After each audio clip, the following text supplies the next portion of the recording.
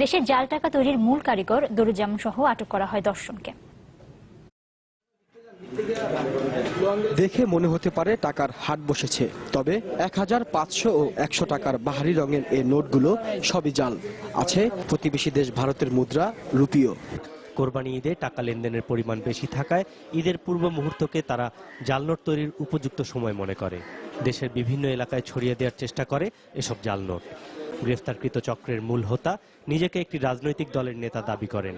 জানান, এরই মধ্যে তারা 2 কোটি টাকার জাল নোট বাজারে ছড়িয়ে দিয়েছে। পুলিশ আরো জানায়, কোরবানির ঈদ সামনে রেখেই একসঙ্গে 10 কোটি টাকার জাল নোট বাজারে ছাড়ার পরিকল্পনা নিয়েছিল সে।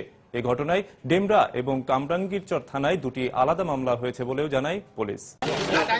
দরুজ্জামান বিশ্বাস বাংলাদেশে জাল টাকা তৈরি ও বাজারজাতের আধুনিক গুরু বলা যেতে পারে। 1988 সালে রাজশাহীতে আর্টের দোকানে কাজ করার সময় জাল টাকা তৈরির পরিকল্পনা শুরু। প্রথমে ফটোকপি করে জাল টাকা তৈরির চেষ্টা করলেও পরে কম্পিউটার, আধুনিক গ্রাফিক্স সফটওয়্যার, কার্টিজ প্রিন্টার ব্যবহার করে জাল টাকা তৈরি করে আসছেন দরুজ্জামান। সারা দেশে এখন তার সহযোগী শিষ্যর সংখ্যা শতাধিক। দরুজ্জামান শুধু বাংলাদেশি আর ভারতীয়ই না, পৃথিবীর যে কোনো দেশের টাকাই জাল করে তৈরি করতে পারেন বলেও জানিয়েছেন। ইন্ডিয়ানটা আমি করি, কিন্তু ওইগুলো আমার কাছে কোনো পার্টি ছিল না, নাই। কিন্তু পারতেন আপনি? হ্যাঁ, ইচ্ছা করলে পারবো স্যার, যে কোনোটাই স্ক্যান করতে হবে স্যার। আমেরিকার টাকা স্ক্যান হবে না, এমন ভাবে আমেরিকার টাকা তৈরি করা আছে যেটা স্ক্যান হবে না, ডলার স্ক্যান হবে না। দরুজ্জামান নিজেকে একটি রাজনৈতিক দলের নেতা বলেও পরিচয় দেন। আমি বাংলাদেশ আওয়ামী মুক্তিযোদ্ধা লীগের জয়েন্ট সেক্রেটারি। এই চক্রের প্রভাবশালী সদস্য সগির মাস্টার, জাকির, হুমায়ুনদের স্ত্রীরাও এই জাল টাকা তৈরির সাথে জড়িত।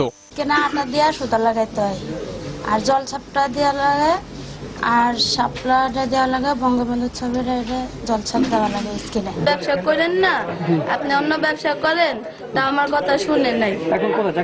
এখন পলাতক আছে। এই চক্রের অনেক সদস্য এর আগেও জাল টাকা তৈরির অপরাধে গ্রেপ্তার হয়ে কারাগারে গেলেও আইনের ফাঁক দিয়ে তারা বেরিয়ে এসেছেন। কিন্তু এই চক্রকে ধরতে গোয়েন্দা কার্যক্রম অব্যাহত রাখার ঘোষণা দিয়েছেন পুলিশ কর্মকর্তারা।